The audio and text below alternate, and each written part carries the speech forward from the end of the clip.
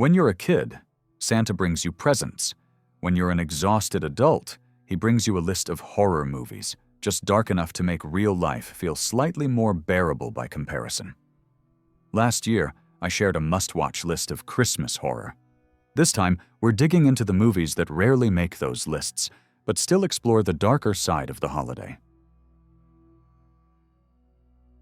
Safe to say, these kids won't be making Santa's nice list. The Children follows Elaine, who travels with her family to her sister's rural home to spend the holidays together. Soon after they arrive, the children begin falling ill one by one. At first, the adults assume it's nothing serious, but it quickly becomes clear that something far more disturbing is going on. The film starts slowly, building tension through small, unsettling details. But by the midpoint, the children's games turn openly cruel and violent. The snowbound woodland setting, which should be perfect for a heartwarming Christmas film, is used to the opposite effect. The young cast delivers genuinely creepy performances, and there's enough bloodshed to satisfy most horror fans. Though Rare Exports received plenty of attention when it was first released in 2010, it has quietly slipped under the radar in the years since, which is a shame because it deserves a much wider audience. Set in the snowy wilderness of Lapland, the film offers a very different take on Christmas folklore. Local residents uncover what appears to be the real Santa Claus, only this version is far from jolly and far more interested in punishing misbehaving children. Rather than playing things straight, Rare Exports mixes dark fantasy, horror, and humor into something genuinely unusual. It's not just a killer Santa movie, but a playful and twisted reimagining of Christmas traditions, delivered with a surprising amount of warmth beneath the surface. Dead End is a road movie with a sinister edge, following the Harrington family on Christmas Eve. After using the same route every Christmas for 20 years, the father, Frank, decides to take a shortcut. From that point on, the trip begins to take an unexpected turn. With just 5 characters, a car, and a single road, the film keeps things simple. The pressure of the situation slowly breaks the family down. In moments of panic and despair, they blurt out harsh truths, expose buried tensions, and reveal secrets they've been holding on to. Unlike many films where family bonds are strengthened by the ordeal, Dead End ends on a far less comforting note. The Lodge is a slow-burn horror film defined by its bleak, wintry atmosphere and a story that starts off dark from the very beginning. A young woman named Grace travels with her fiancé and his 2 children to spend the holidays at a remote cabin. When the fiancé is forced to leave for work, she is left alone with the kids.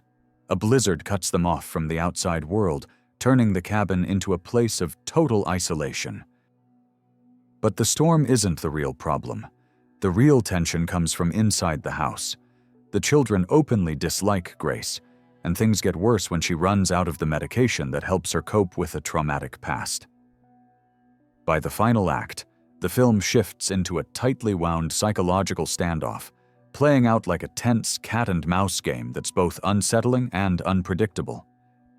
It's a genuinely surprising turn, carried by performances strong enough to hold the film even in its quietest moments. For fans of psychological horror, there's P2. On Christmas Eve, Angela finishes her workday and heads down to the underground parking garage, ready to start her holiday break. Her plans come to a sudden stop when her car refuses to start. Hoping to get help, she returns to the building, only to realize she's locked inside the building and its parking garage for the night. With no way out and no one else around, the empty space quickly begins to feel threatening. It soon becomes clear that Angela isn't alone after all, and that someone inside the garage is watching her. The night turns dangerous, and survival becomes her only goal. There's a certain kind of movie that only works if you're willing to enjoy low-budget, awkward, and completely unhinged filmmaking, the kind most viewers would abandon within minutes. Blood Beat firmly belongs in that category. Set in rural Wisconsin during the Christmas season, the film follows a young woman who accompanies her boyfriend to his family's home for the holidays. During the visit, a mysterious force linked to the spirit of a Japanese samurai begins wreaking havoc on the household. Adding to the confusion are unexplained psychic elements, strange visual effects, and moments that seem to exist in their own reality. The film lingers on mundane activities just as long as it does on its horror, creating an uneven rhythm that only adds to its odd charm. Blood Beat isn't scary in a conventional sense, and it barely makes sense even on repeat viewings. But for viewers with a taste for oddities that feel completely untethered from logic, it's an experience you're unlikely to forget. Santa's Sleigh also belongs in the so bad it's good category. The film reimagines Santa as the son of Satan. After losing a bet with an angel, he's forced to spend 1,000 years delivering presents and joy to children around the world. By 2005, that curse finally runs out, and Santa is free to return to his murderous old ways. From there, it plays like a comedy horror slasher built around Christmas-themed kills.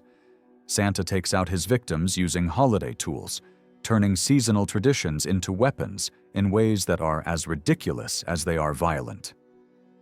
It's not subtle, and it's certainly not trying to be smart, but it knows exactly what it is: loud, silly, and unapologetically over the top. The kind of movie you watch for the sheer chaos of the idea. First things first, this one shouldn't be confused with Silent Night, Deadly Night. Despite the similar title, they're very different films. Set on Christmas Eve, Silent Night, Bloody Night revolves around an abandoned mansion and a small town burdened by a dark past. The house once belonged to Wilfred Butler, a wealthy man believed to have died in a fire decades earlier.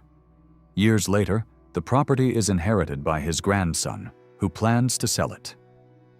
When a lawyer and his assistant arrive to handle the sale and decide to stay overnight, they're brutally murdered.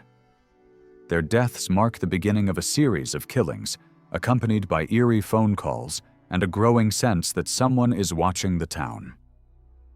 The film unfolds as a bleak mystery, slowly revealing the history of the Butler family and the mansion's former use as an asylum. The killer remains unseen for most of the runtime, with the violence presented through suggestion, tension, and sudden bursts of bloodshed rather than graphic detail. Christmas is more of a framing device than the main subject, but the holiday atmosphere is always there.